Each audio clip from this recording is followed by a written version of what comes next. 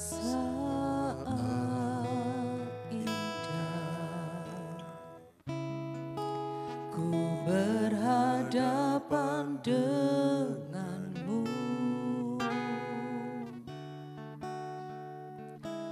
memandang wajahmu, Yesus kekasih jiwaku.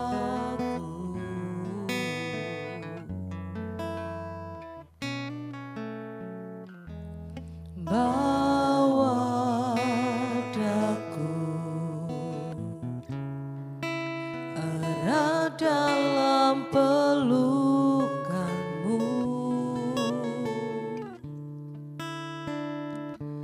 menikmati kasih dan indahnya hadiratmu.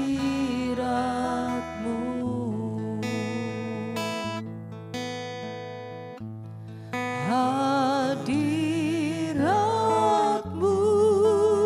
Tuhan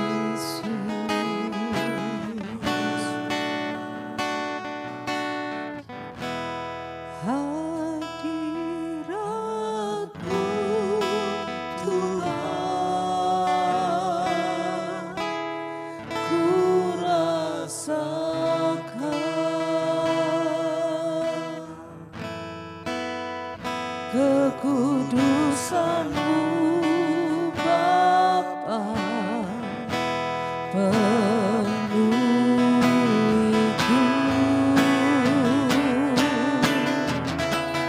Ku rindu selalu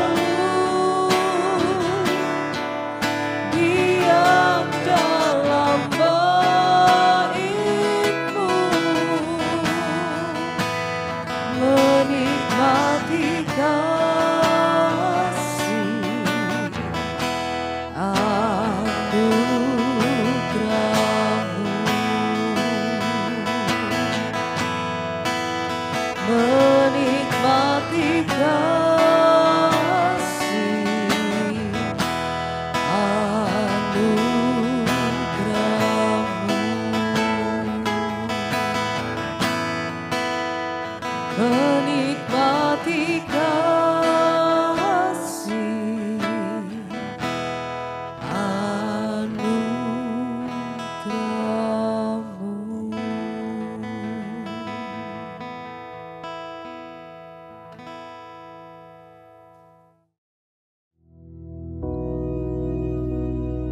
Bapa kami yang di surga, dikuduskanlah nama-Mu, datanglah kerajaan-Mu, jadilah kehendak-Mu di bumi seperti di surga. Berikanlah kami pada hari ini makanan kami yang secukupnya, dan ampunilah kami akan kesalahan kami, seperti kami juga mengampuni orang yang bersalah kepada kami. Dan janganlah membawa kami ke dalam pencobaan, tetapi lepaskanlah kami daripada yang jahat. Karena Engkaulah yang empunya kerajaan dan kuasa dan kemuliaan sampai selama-lamanya. Amin.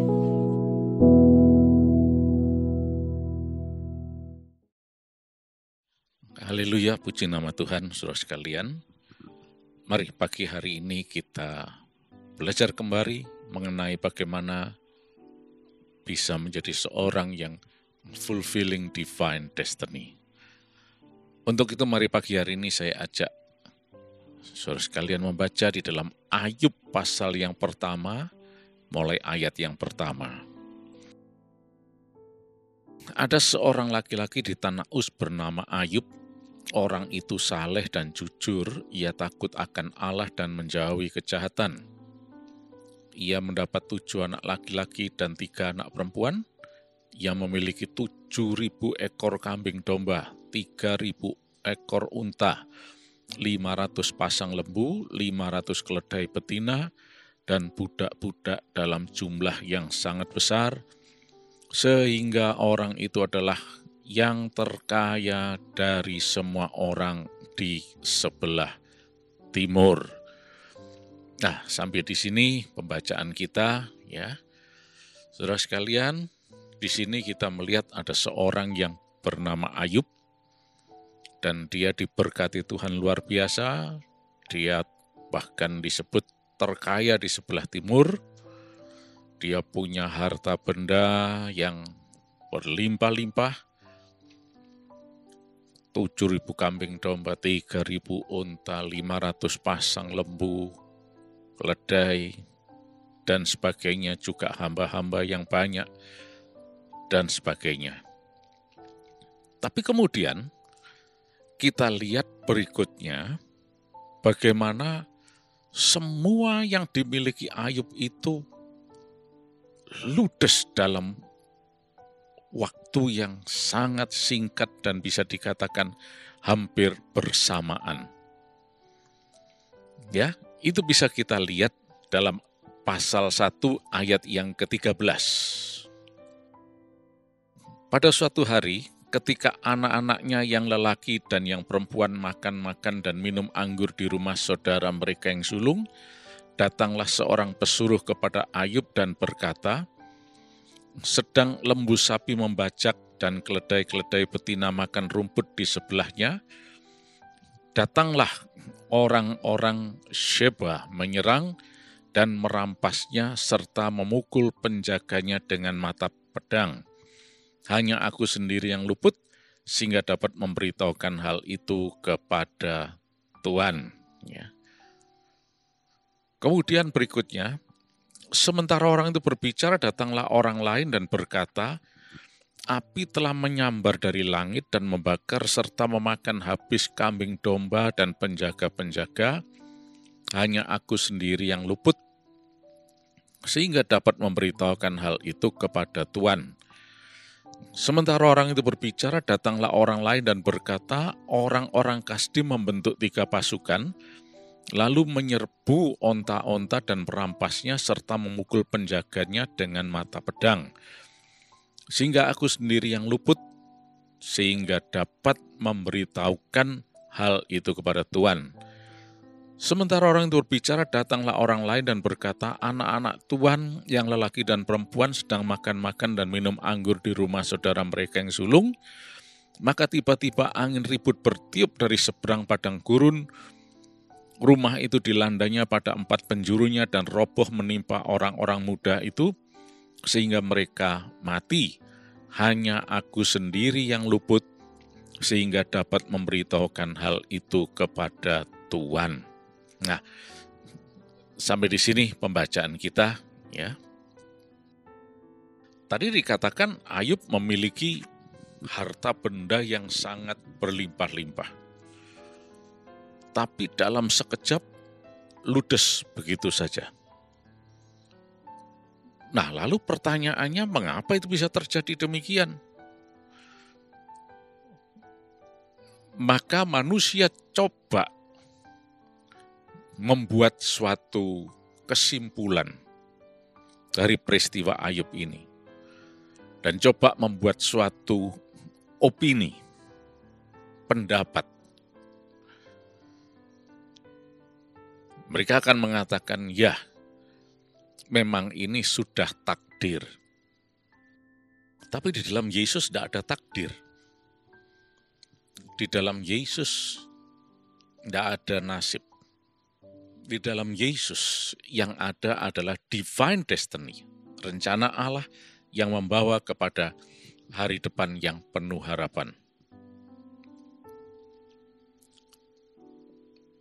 Manusia yang tidak mengerti firman Allah mencoba untuk memberikan suatu pandangan yang malah sebetulnya sangat-sangat keliru.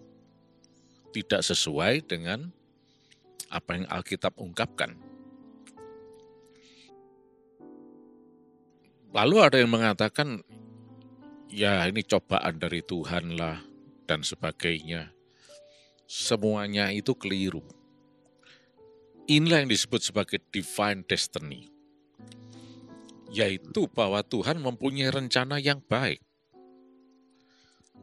Divine destiny terhadap diri Ayub, seperti yang kita baca ayat 1 dan 2 tadi. Karena Ayub itu seorang yang saleh, jujur, takut akan Allah, dan menjauhi kejahatan. Maka dia diberkati luar biasa. Karena ada di jalur divine destiny. Akan tetapi kita tidak boleh puas diri akan semua itu. Seringkali orang cuma berhenti pada titik itu dan mengatakan, oh ya sudahlah, memang ini rencana Tuhan. Tapi jangan lupa, di sekeliling kita ada banyak hal yang seringkali berusaha untuk menjatuhkan kita, mencelakai, dan sebagainya. Dijelaskan di sini bahwa apa yang terjadi dalam kehidupan Ayub itu bukan divine destiny. Artinya bukan Allah yang sengaja merancangkan kecelakaan, sama sekali tidak. Ayat Alkitab jelas menyatakan, Yeremia 29 ayat 11, rencana Allah bukan malapetaka, tapi hari depan yang penuh harapan. Tapi kalau kita kembali ke ayat yang ke-11 dan 12, sebetulnya itu dimulai dari ayat 6 dari pasal 1 ini, ya. Diceritakan di sana bagaimana ada yang namanya setan atau Satan, ya. Ternyata ini biangnya. Ini yang berusaha mengacaukan, menghalangi, menyeret manusia keluar supaya menyeleweng dari jalur divine destiny sehingga mengalami malapetaka. Coba kita lihat ya, ayat yang ke-11 dan 12. Iblis mengatakan begini, atau setan, tapi ulurkanlah tanganmu dan jamahlah segala yang dipunyainya, ia pasti mengutuki engkau di hadapanmu. Maka firman Tuhan kepada iblis, nah segala yang dipunyainya ada dalam kuasamu, hanya janganlah engkau mengulurkan tangannya terhadap dirinya. Kemudian pergilah iblis dari hadapan Tuhan, dan masuk ayat 13, mulailah drama malapetaka itu terjadi dalam diri Ayub. Ya. Nah, jadi di sini kita lihat ternyata divine destiny itu adalah hari depan yang penuh harapan. Bukan malapetaka sama sekali. Tapi mengapa ini bisa terjadi? Karena ada oknum yang jahat, yaitu setan, yang berusaha mengacaukan semuanya. Ceritanya tidak berhenti sampai di situ. Ayub sudah kehilangan semuanya, tapi dirinya masih sehat, masih dalam kondisi baik. Nah, sekarang kalau kita masuk pasal yang kedua, terjadi lagi, ya. Coba kita mulai ayat 4 saja. Dikatakan, lalu jawab iblis kepada Tuhan, kulit ganti kulit, orang akan memberikan segala yang dipunyainya ganti nyawanya. Tapi ulurkanlah tanganmu dan jamahlah tulang dan dagingnya, ia pasti mengutuki engkau di hadapanmu. Maka firman Tuhan pada iblis, nah ia ada dalam kuasamu, hanya sayangkan nyawanya. Ayat 7, kemudian iblis pergi dari hadapan Tuhan, lalu ditimpanya Ayub dengan bara yang busuk dari telapak kakinya sampai ke batu kepalanya. Saudara sekalian, siapa yang berani mengatakan bahwa malapetaka yang menimpa Ayub itu karena Tuhan yang membuat Ayub begitu? Firman Tuhan jelas mengatakan kok. Dalam ayat yang ke-7 tadi. Kemudian iblis pergi dari hadapan Tuhan, lalu menonton Ayub ditimpa bara oleh Tuhan yang sangat busuk dari telapak kakinya sampai ke batu kepalanya. Benar demikian? No. Bukan. Alkitab jelas mengatakan, kemudian iblis pergi dari hadapan Tuhan, lalu ditimpanya Ayub dengan bara yang busuk dari telapak kakinya sampai ke batu kepalanya. Jelas iblis yang melakukan. Nah, dari sini kita lihat, divine destiny itu adalah hari depan yang penuh harapan. Tuhan tidak pernah merencanakan malapetaka. Tapi kesulitan malapetaka itu disebabkan oleh iblis. Ini yang harus kita mengerti. Oleh karena kita harus waspada. Jangan sampai kita memberi celah kepada iblis. Sebab ketika kita memberi kesempatan kepada iblis, maka dia akan menerobos dan mengacak-acak semuanya, membuat porak-poranda, membuat kesusahan, malapetaka, kesulitan, dan sebagainya. Sebabnya dalam Efesus pasal 4 ayat yang ke-27 dikatakan, jangan memberi kesempatan kepada iblis. Karena dia itu si jahat. Jangan beri celah kepada iblis. Karena dia itu adalah oknum yang jahat, yang mendatangkan kesulitan, malapetaka, dan sebagainya. Tuhan Yesus sendiri mengatakan kok bagaimana iblis itu adalah pencuri, pembunuh, dan pembinasa. Di dalam Yohanes pasal 10 ayat yang ke-10 itu. Memang pekerjaan iblis.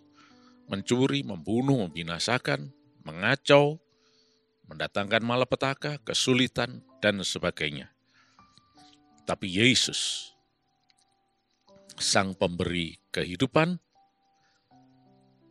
bahkan hidup yang kekal, dan hidup yang berkelimpahan. Oleh karena itu mari kita waspada terhadap oknum yang jahat namanya iblis.